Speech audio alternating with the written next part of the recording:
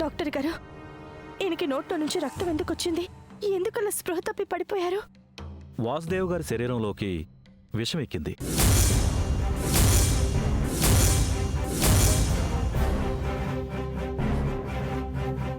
ఏంటి డాక్టర్ మీరు చెప్పేది? ఈయన శరీరంలోకి విషం ఎక్కడమేంటి? అవును మేడం, అది ఒక రకమైన స్లో పాయిజన్. విషం కలిశాక చాలా ఆలస్యంగా హాస్పిటల్కి రావడం వల్ల అది క్రమక్రమంగా రక్తంలోకి చేరింది. అందుకే నోట్లో నుండి రక్తం వచ్చి స్పృహ తప్పి పడిపోయారు. మరిప్పుడు ఈయనకి ప్రస్తుతానికైతే ఎటువంటి ప్రమాదం లేదు మేడం, కానీ జరగాల్సిన ట్రీట్మెంట్ జరగాలి. చాలా జాగ్రత్తగా ఉండాలి.